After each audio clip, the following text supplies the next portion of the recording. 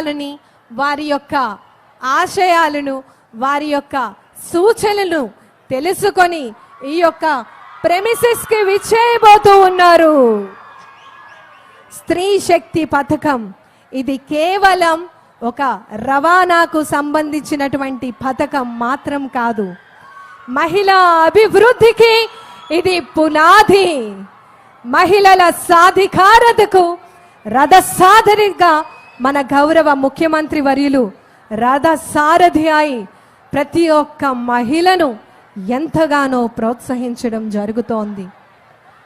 ప్రియమైనటువంటి అక్క చెల్లెలందరికీ కూడా మరి ఇంత సువర్ణ అవకాశాన్ని కల్పించడం జరుగుతోంది.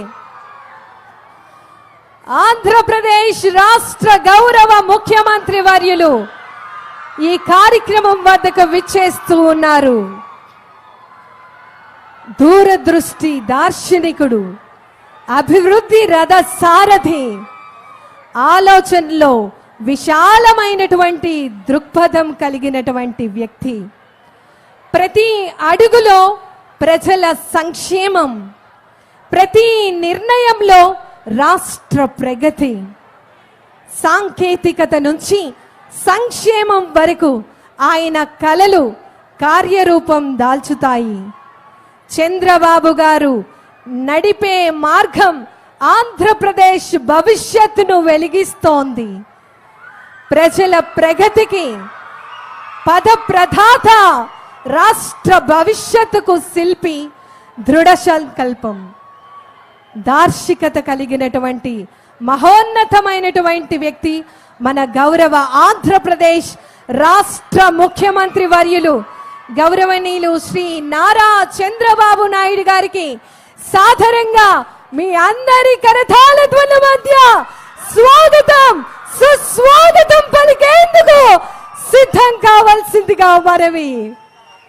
అక్క చెల్లెలతో కలిసి, సోదరీమణులతో కలిసి బస్సు ప్రయాణం చేస్తూ మరి ఈ యొక్క ప్రాంగణం వద్దకు విచ్చేయబోతూ ఉన్నారు మన ఆంధ్రప్రదేశ్ రాష్ట్ర గౌరవ ముఖ్యమంత్రి వర్యులు శ్రీ నారా చంద్రబాబు నాయుడు గారికి మీ అందరి కరతాళ ధ్వనుల మధ్య స్వాగత సుమాంజలి తెలియజేస్తూ ఆహ్వానాన్ని తెలియజేస్తోంది ఆంధ్రావళి ఆడపడుచులందరూ కూడా. వారిని వేదిక మీదకు రావాల్సిందిగా కోరుతూ ఆహ్వానాన్ని తెలియజేస్తున్నాం.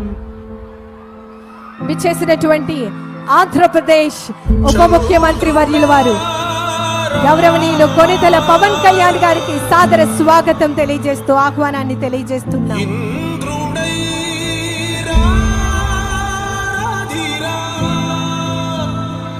ఇవాళ మనకు అపూర్వమైనటువంటి స్మరణీయమైనటువంటి రోజు. ఆంధ్రప్రదేశ్ రాష్ట్ర అభివృద్ధిని ఒక పథకం ద్వారా మన ముందుకు తీసుకొచ్చినటువంటి మన గౌరవ ముఖ్యమంత్రి వర్యులు గౌరవనీయులు శ్రీ నారా చంద్రబాబు నాయుడు గారిని తిలకంతో మంగళ హారతి